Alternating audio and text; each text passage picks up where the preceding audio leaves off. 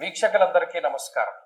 2026వ సంవత్సరం మిథున రాశి వారికి ఏ విధమైనటువంటి ఫలితాలను ఇవ్వబోతూ ఉన్నది అనేటువంటి విషయాన్ని మనం క్లుప్తంగా ఈ వీడియోలో తెలుసుకునేటువంటి ప్రయత్నం చేద్దాం. ముఖ్యంగా కొంతమంది అతిశయోక్తితోటి ఆదాయ వ్యయాలు, రాజపూజ్య అవమానాలు చెప్తూ ఉంటారు. ఆంగ్ల సంవత్సరానికి అవేమీ ఉండవు. ఏదో మనం సంవత్సరం క్యాలెండర్లో మారుతోంది కదా, చాలా మంది అడుగుతూ ఉంటారు ఎలా ఉంటుందని చెప్పడం తప్పితే అసలైనటువంటి పంచాంగ శ్రవణం ఉగాదియే. ఉగాది రోజునే రాజపూజ్య అవమానాలు, ఆదాయ వ్యయాలు చెప్పాలి. కాబట్టి అతిశయోక్తితోటి చెప్పేటువంటి మాటలను మీరు కూడా ఖండించండి. నువ్వు తెలుగువాడివి కదా, తెలుగు పంచాంగం ఫాలో అవ్వాలి కదా, నువ్వెందుకు రాజపూజ్య అవమానాలు ఇందులో చెప్తున్నావు, ఈ కొత్త సంవత్సరానికి అసలు వర్తిస్తాయా లేదా అని కూడా నిలదీసి అడగండి. అలాగే ఈ వీడియో పూర్తిగా చూడండి, ఎక్కడ స్కిప్ చేయకుండా. మిథున రాశి వారికి సంబంధించి ఎక్కడ కూడా ఏ నిర్ణయాలు తీసుకోవాలి, ఏ ఏ నెలలు మంచివి అనేటువంటి అన్ని విషయాలు ఇందులో చెప్పడం జరుగుతుంది. ఇందులో ప్రధానంగా అసలు ఈ రాశి వారికి ఏ గ్రహాలు అనుకూలంగా ఉన్నాయి, ఈ సంవత్సరంలో చతుర్గ్రహ కూటములు, పంచగ్రహ కూటములు చాలా ఏర్పడుతూ ఉన్నాయి. గురుడైతే 2 సార్లు మారి 2 రాశులు మారబోతూ ఉన్నారు.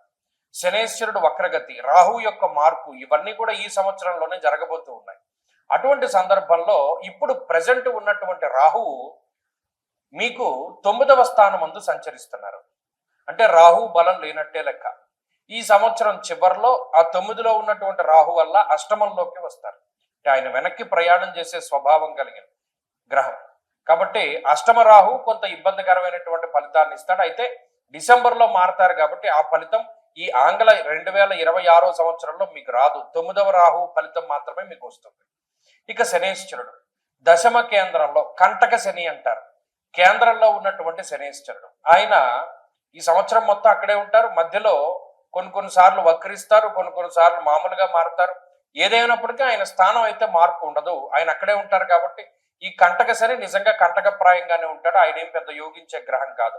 మరి ఈ సంవత్సరం మొత్తం దేని మీద ఆధారపడాలి అంటే గురువు యొక్క బలం మీదే. మీరు గమనించండి, జూన్ నెల 2వ తారీఖున మిథున రాశిని వదిలిపెట్టి గురువు కర్కాటక రాశిలోకి సంక్రమణం చేస్తారు.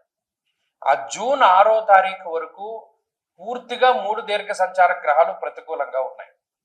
మిగతా గ్రహాలన్నీ కూడా ఈ సంవత్సరం ప్రారంభంలో మీకు అష్టమ స్థానంలో కూటమిల కింద ఏర్పడుతున్నాయి. చతుర్గ్రహ కూటమి, పంచగ్రహ కూటమి కింద. కాబట్టి మిథున రాశి వారికి ఈ సంవత్సరంలో జూన్ నెల 2వ తారీఖు నుండి అక్టోబర్ 31వ తారీఖు వరకు మాత్రం గురు బలం ఉన్నది. ఈ మధ్యలో ఉన్నటువంటి పీరియడే వీరికి మంచిది. కాబట్టి మొత్తం ఓవరాల్గా చూసుకున్నప్పుడు పర్సంటేజ్ ఇవ్వవలసి వచ్చినప్పుడు ఒక 30% మాత్రమే ఈ సంవత్సరం మిథున రాశి వారికి బాగున్నది. మరి అంతే కదండి, 30 వంతు కూడా కాదు,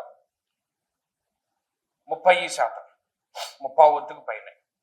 అయితే ఎందుకండి ఈ పరిస్థితి అంటే, మరి శనేశ్వరుడు కంటక స్థానంలో ఉన్న రాహు యోగించట్లా ఉన్న గురుబలం ఒకటే.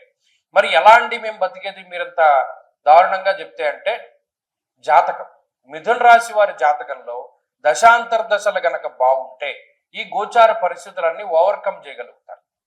జాతకంలో ఉండేటువంటి దశాంతర్దశలు బాగా లేకపోతే మాత్రము మనం ఏమి చేయలేం. ఈ గోచార ఫలితాల్లో కూడా మనకి 35 పాస్ మార్కు కూడా రాలేదు కాబట్టి కొంత ఇబ్బందికరమైన సంవత్సరమే అని మనం ముందుగానే డిసైడ్ అవ్వాలి. మీరు గమనించండి, కొంతమంది నాకు ఎలా ఫోన్లు చేస్తారంటే, గత సంవత్సరం 2025 సంవత్సరం వీడియో చూసి నాకు 26లో ఫోన్ చేస్తారు, 24 వీడియో చూసి 25లో చేశారు.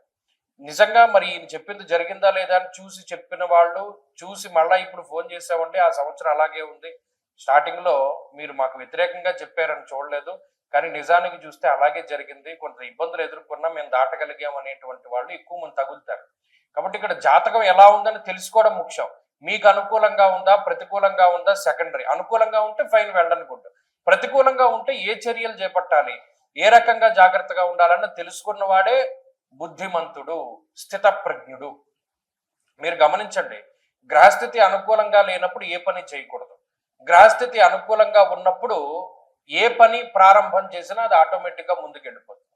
కాబట్టి మిథున రాశి వారికి జూన్ నెల 2వ తారీఖు దగ్గర నుండి అక్టోబర్ 31 వరకు చాలా అద్భుతమైనటువంటి సమయం. అందులోనే అన్ని పనులు పూర్తి చేసుకోవాలి. మీరు గమనించండి, పెళ్లిళ్ళు జరిగినా, పేరెంటాలు జరిగినా, పిల్లలు పుట్టినా, ఫంక్షన్లు చేసినా, ఏ శుభ కార్యక్రమం జరిగినా ఆ టైం పీరియడ్ లోనే జరుగుతుంది. మీరు ఛాలెంజింగ్ గా తీసుకోండి, కావాలంటే 27వ సంవత్సరంలో ఈ వీడియో చూడండి, ఖచ్చితంగా అదే టైం పీరియడ్లో మీకు ఇవన్నీ జరుగుతాయి. మరి మిగతా గ్రహాల వల్ల వచ్చే వ్యతిరేకత ఏంటి అంటే ఇది పెద్ద వ్యతిరేకత ఏమి కాదు. కేవలం ఏంటి అంటే శ్రమకి తగినటువంటి ప్రతిఫలం ఉండదు. అది ఒకటే ప్రధానమైన సమస్య.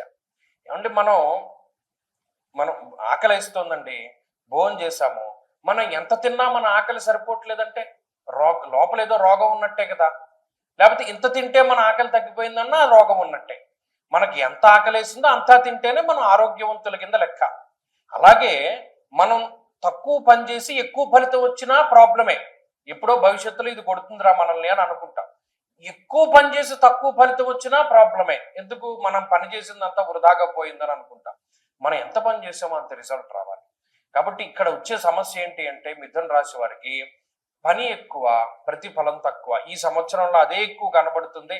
అంతకు మించిన ప్రమాదం ఏమీ లేదు ఇందులో ప్రధానంగా. అలాగే ఉద్యోగపరమైనటువంటి ఒడిదుడుకులు, ఫైనాన్షియల్ గా బ్యాలెన్సింగ్ అనేటువంటిది ఉండదు.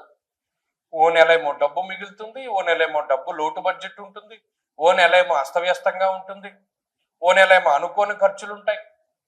ఇలా అనేక రకాలుగా ఉంటుంది. అంటే ఒక బ్యాలెన్స్డ్ స్టేట్ లో మిథున రాశి వారికి వెళ్ళదు ఫైనాన్షియల్ పొజిషన్. ఆరోగ్యపరమైనటువంటి సమస్యలు ఏమి లేవు. భగవంతుడి దయ వల్ల ఆరోగ్యపరంగా వీరేమి ఇబ్బంది పడరు.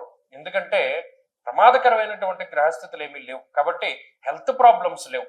కేవలం financial conditions up and down ఉన్నాయి.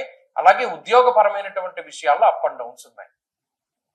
అలాగే ఈ గురుడు 2వ స్థానంలోకి వెళ్ళినప్పుడు మన సౌఖ్యం, యశోవృద్ధిం, సౌభాగ్యం చ ధనాగమ. ఇందాక చెప్పినట్టు శుభ కార్యక్రమాలు చేస్తారు, డబ్బు సంపాదించుకుంటారు, వాహనాలు కొనుక్కుంటారు, అప్పు చేసి ఇల్లు కొంటారు, అప్పు చేసి వాహనం కొంటారు. ఏది చేసినా సరే ఆ టైంలో జరిగిపోతుంది.